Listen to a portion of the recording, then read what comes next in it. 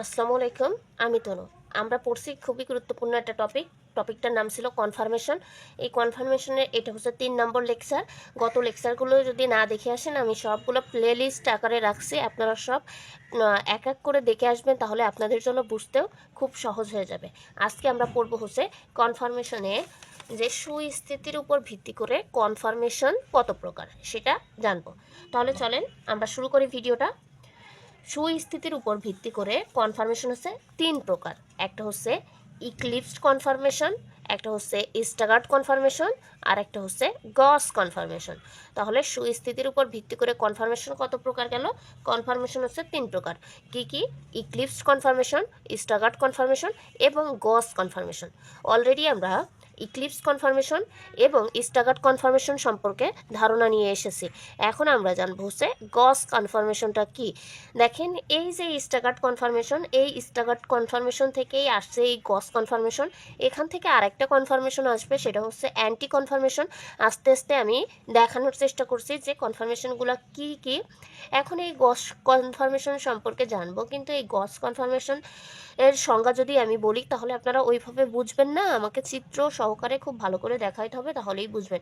তাহলেও আমি সংজ্ঞাটা লিখে রাখছি বইতে, যেইভাবে সংজ্ঞাটা দিয়ে থাকে আপনারা পড়লে আমি আশা করি যে এই জিনিসটা বুঝবেন না, তারপরে আমি যখন ডিটেলসে চিত্র দেখে বোঝাবো, হ্যাঁ, তখন আশা করি যে বুঝবেন। তাহলে চলেন, গস কনফার্মেশনটা কি বলেছে? যোগের অনুষ্ঠিত পরমাণু বা গ্রুপ সমূহ সর্বাপেক্ষা দূরে এবং নিকটে অবস্থানের মধ্যবর্তী বিভিন্ন বিন্যাসে অবস্থান করলে তাকে গস কনফার্মেশন বলা হয়। দেখেন, সর্বাপেক্ষা দূরে এবং নিকটের একটা মধ্যবর্তী পর্যায়ে যদি থাকে সেটাকে বলা হচ্ছে গস কনফার্মেশন। ঠিক আছে, এখন দেখেন, গস কনফার্মেশন যদি আমরা বুঝাইতে চাই তাহলে এটার দিকে একটু খেয়াল করেন। এটা হচ্ছে আমরা এন বিউটেন নিছি। হ্যাঁ, এন বিউটেন বলতে এই একটা কার্বন নিছি, এই একটা কার্বন নিছি, আর বোঝানোর জন্য এই 2টা কার্বন, অর্থাৎ 4টা কার্বন, বিউটেনে 4টা কার্বন থাকে আর বাকিগুলো হাইড্রোজেন। এই যে পিঙ্ক কালারের এগুলো হাইড্রোজেন, এই হলুদটা কি? এই হলুদটা কি নিচ্ছি? এই যে মিথাইল মূলক। ঠিক আছে, আর এটা কার্বন আর এটা কার্বন। চিত্রটা যে এটা দেন, হ্যাঁ, সেক্ষেত্রে বুঝবেন। অর্থাৎ একটা হচ্ছে ফ্রন্ট কার্বন, একটা হচ্ছে ব্যাক কার্বন। ঠিক আছে, এখন এই আমরা তো যেহেতু বলছি এই গস কনফার্মেশন একটা স্টাগার্ডেরই অংশ, তাহলে স্টাগার্ড কখন হয়? যখন আমরা 60 ডিগ্রি অ্যাঙ্গেলেই যখন, অর্থাৎ ব্যাক কার্বনকে রেখে, অর্থাৎ যে কোনো একটা কার্বনকে, সেটা আপনি যে কোনোটা ঘুরাইতে পারেন। আমি মনে করেন যে এখানে ফ্রন্ট কার্বনটা ঘুরাচ্ছি, এটা হচ্ছে ব্যাক কার্বন, এটা ফ্রন্ট কার্বন, এটাকে ঘুরাচ্ছি, তাহলে স্টাগার্ড হইতে গেলে কি লাগবে? স্টাগার্ড হইতে গেলে 60 ডিগ্রি অ্যাঙ্গেলে ঘুরাইতে হবে, তাই না? এখন এই 60 ডিগ্রি অ্যাঙ্গেলে ঘুরাইলে সর্বাপেক্ষা দূরে অবস্থান করলো, অর্থাৎ 60 ডিগ্রি অ্যাঙ্গেলে ঘুরাইলাম। এখন এই যে মূলকগুলা, ঠিক আছে, এই মূলকগুলো যদি কাছাকাছি অবস্থান করে, অর্থাৎ এই একটা মিথাইল মূলক, এই একটা মিথাইল মূলক, দেখেন এই যদি 60 ডিগ্রি অ্যাঙ্গেলে ঘোরায় তাহলে এই অবস্থায় সর্বাপেক্ষা দূরে অবস্থান, মানে কাছে অবস্থান করছে। ঠিক আছে, এই যে যদি আবার 60 ডিগ্রি অ্যাঙ্গেলে ঘোরায় তাহলে দূরে অবস্থান করবে কিন্তু, তাই না? তাহলে এরকম যে অবস্থান, অর্থাৎ কাছাকাছি অবস্থানে থাকবে। এটা যদি একটু খুলে দিই বন্ধনটা, দেখেন, যদি এই মূলকগুলা কি হয়, একই রকম মূলক যদি একটু কাছাকাছি 60 ডিগ্রি অ্যাঙ্গেলে থাকে, তাহলে এই যে অবস্থাকে, এটাকে আমরা গজ বলে থাকি। ঠিক আছে, এটাকে যদি আমি এই পাশে ঘুরাইতাম তাহলে 60 ডিগ্রি অ্যাঙ্গেল দিলে এইটা, আর এই যে হলুদ হলুদ, এটা কি হইতো? এটা যেহেতু কাছাকাছি অবস্থান আছে 60 ডিগ্রি, এটা গজ হইতো। হ্যাঁ, আবার যদি আমার এই যে এরকম ঘুরাইতে ঘুরাইতে যদি আমার এইটা আসতো তাহলে কিন্তু গজ হতো না। অর্থাৎ মূলকগুলো যদি, এখানে হাইড্রোজেন আর মিথাইল মূলক হয়েছে, এটাকে আমরা স্টাগার্ড বলতে পারি, গজ বলতে পারি না কিন্তু। অর্থাৎ এই মিথাইল মূলকগুলা যদি কাছাকাছি, অর্থাৎ বিভিন্ন গ্রুপ হতে পারে, কিন্তু আমি যেহেতু আপনাদের এই যে কনফার্মেশনে এন বিউটেন থাকে, এই এন বিউটেন, অর্থাৎ আমি সিলেবাসের বাইরে কথা বলতে চাচ্ছি না এখানে। ঠিক আছে, অর্থাৎ এই রকম যদি থাকে, অর্থাৎ এই যে গ্রুপগুলো মিথাইলমূলক একটা আর মিথাইলমূলক একটা যদি 60 ডিগ্রি অ্যাঙ্গেলে থাকে, তখন এটাকে গস কনফার্মেশন বলে থাকি। এবার দেখেন, এটা একটু চিন্তা করেন চিত্রটা, এই চিত্রটা দেখেন, এটা হচ্ছে এন বিউটেনের চিত্র। এই যে নীলটা দেখছেন, এটা হচ্ছে ব্যাক কার্বন, এটা হচ্ছে ফ্রন্ট কার্বন, আর এই পাশেটা হচ্ছে ব্যাক কার্বন। ঠিক আছে, এখন যদি আমি ঘুরাই 60 ডিগ্রি অ্যাঙ্গেলে, দেখেন এই মিথাইল মূলকটা আর এই মিথাইল মূলকটা সর্বাপেক্ষা কাছে অবস্থান করছে।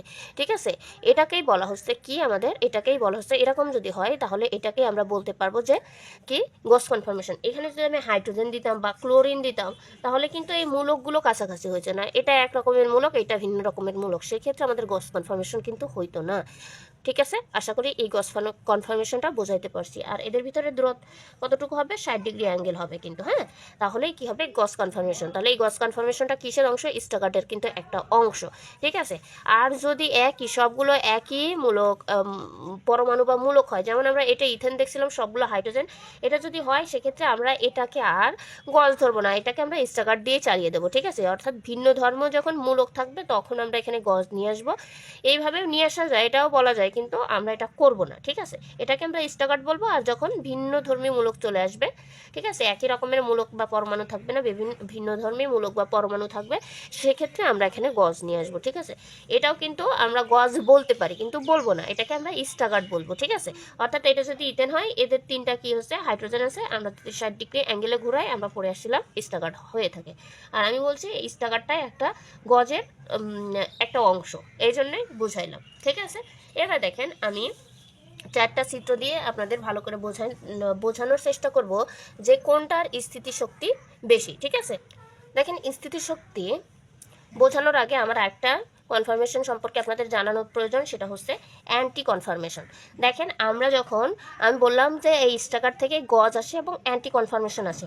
এবার অ্যান্টি কনফার্মেশনটা কখন হয়, আমরা যখন পড়ছিলাম যে মিথাইল মূলক আর এই মিথাইল মূলক যখন কাছাকাছি থাকছিল তখন আমরা বলছিলাম এটাকে গজ, ঠিক আছে। আর যখন এই মিথাইল মূলক আর এই মিথাইল মূলক 180 ডিগ্রি অ্যাঙ্গেল হয়ে যাবে, অর্থাৎ এই অবস্থানে চলে আসবে, এই জায়গায় খেয়াল করেন, এই দেখেন এই একটা মিথাইল মূলক আর এই একটা মিথাইল মূলক, যখন ঘুরাইতে ঘুরাইতে এই 180 ডিগ্রি অ্যাঙ্গেলের দূরত্ব হয়ে যাবে এদের ভিতরে, তখন একে আমরা বলা হবে অ্যান্টি কনফার্মেশন। কি অ্যান্টি কনফার্মেশন, এদের ভিতরে কত ডিগ্রির পার্থক্য রয়েছে, 180 ডিগ্রির। এই অবস্থা সর্বাপেক্ষা দূরে অবস্থান করে কিন্তু এরা, ঠিক আছে। তাহলে এটা হচ্ছে সর্বাপেক্ষা দূরে অবস্থান করছে, এই সর্বাপেক্ষা দূরে অবস্থান করছে বলে একে বলা হচ্ছে অ্যান্টি। অর্থাৎ আমরা বলি না ভাইরাস অ্যান্টিভাইরাস বিপরীত জিনিস, তাহলে এটা এখানে অবস্থান করছে, তার বিপরীতে এই মূলকটা আবার অবস্থান করছে, এই মূলক, এটাকে বলা হচ্ছে অ্যান্টি কনফার্মেশন। আশা করি অ্যান্টি কনফার্মেশনটা বুঝছেন। আর আমরা গস কনফার্মেশনটা বুঝে আসলাম, এটা মিথাইল মূলক, এই মিথাইল মূলক কাছাকাছি অবস্থানে আছে, তাই একে আমরা বলে থাকি গস কনফার্মেশন। আর স্টাগার্ড কনফার্মেশন আমরা আগেই জেনে আসি, এদের ভিতরে কত ডিগ্রি অ্যাঙ্গেল হবে, 60 ডিগ্রি অ্যাঙ্গেল হবে। আর এই যে ইক্লিপস কনফার্মেশন পড়ে আসছিলাম, এদের ভিতরে দূরত্ব হবে 0 ডিগ্রি, তাই না। আর যদি ঘুরায় সেক্ষেত্রে হবে 120 ডিগ্রি। তাহলে এখন আমরা জানবো সুস্থিতিতে কোনটা বেশি। সুস্থিতিতে বেশি হচ্ছে প্রথমে অ্যান্টি কনফার্মেশন, এটা সর্বাপেক্ষা দূরে অবস্থান করে, হ্যাঁ, এই জন্য এটার হচ্ছে সুস্থিতি সবচাইতে বেশি। তারপরে কার, তারপরে হচ্ছে গস কনফার্মেশনের, ঠিক আছে, গস কনফার্মেশনের, তারপর কি, তারপর হচ্ছে স্টাগার্ডের, তারপরে ইক্লিপসের, ঠিক আছে, STA স্টাগার্ড, তারপরে কি ইক্লিপসড।